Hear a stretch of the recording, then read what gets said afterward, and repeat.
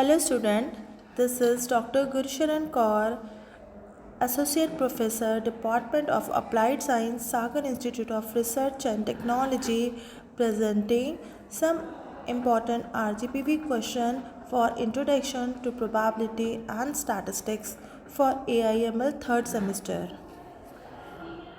These are the some examples of Unit 1 that is from probability spaces, discrete random variable, joint probability. Question second is based on state and proof Chomsky inequality. इसमें आपको Chomsky inequality की पहले statement लिखनी है, फिर उसका proof करना है. Question 3, 4 and 5 is based on continuous random variable जिसमें कि different curve दिए हैं. ये चारों क्वेश्चन आपके लास्ट ईयर के क्वेश्चन पेपर में आए हुए हैं और फॉर्मूला इसका वही रहेगा जो मैंने आपको क्लास में एक्सप्लेन किया है. Question number 6, which is for average number of accident on one day on the national highway is 16. Determine the probability that the number of accidents are at least 1 and at most 1.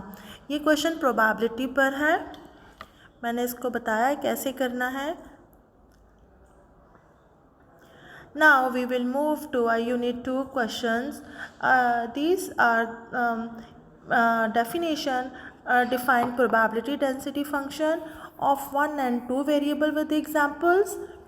इसमें आपको probability density की function बताना है, उसकी properties बतानी है और ये प्रोबेबिलिटी डेंसिटी फ़ंक्शन इस पूरी यूनिट के लिए बहुत इम्पॉर्टेंट है क्योंकि चाहे वो एक्सपेक्टेशंस हो, चाहे वो गामा हो, चाहे वो रेक्टेंगल हो, सब में आपको PDF फाइंड करना पूछते हैं. तो इसके लिए आपको इसकी डेफिनेशन मालूम होना चाहिए.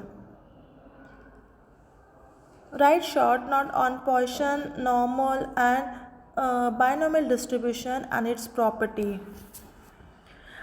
Question number 6 is very important. ये बहुत 2-4 बार रिपीट हुआ है आपके क्वेश्चन RGPV के एग्ज़ाम में, जो कि DF दिया गया है 6 into x minus x square dx and axis lie between 0 and 1.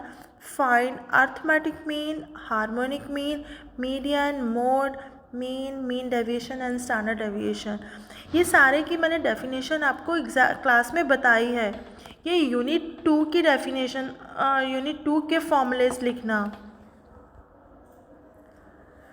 7, 8, 9, 10 question is based on discrete random variable, joint random variable and regular distributions.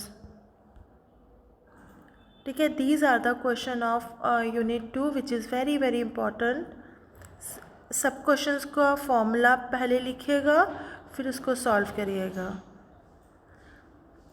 Unit 3 is based on bivariant distribution function. Define उसकी definition bivariant distribution की with example. जितनी भी आप definitions लिखोगे सारे की आप examples लिखोगे. ठीक है. विदाउट एग्जाम्पल मैथमेटिक्स में ना डेफिनेशन इनकम्प्लीट होती है.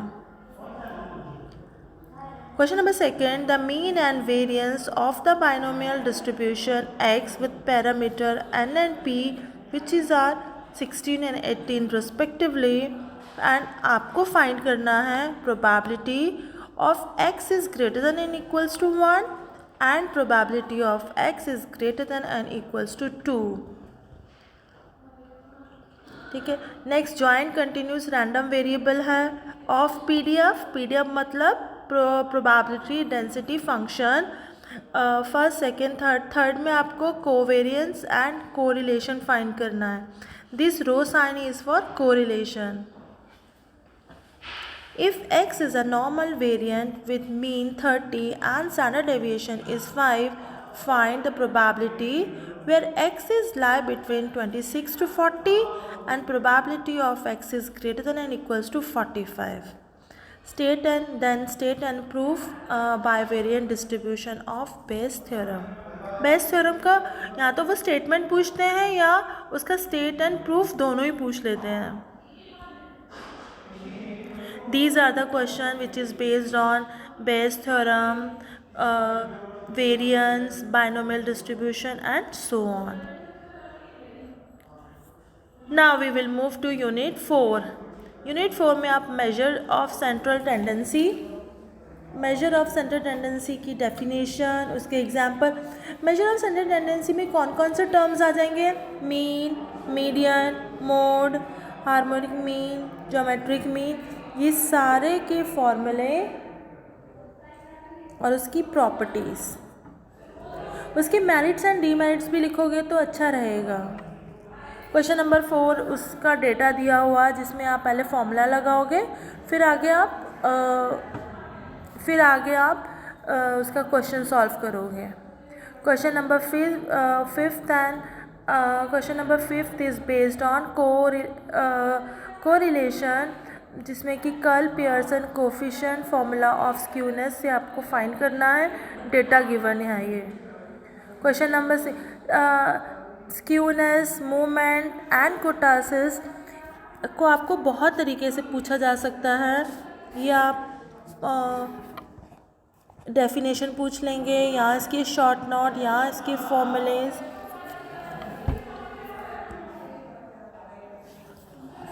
ठीक है, next explain the comparison between correlation and regression.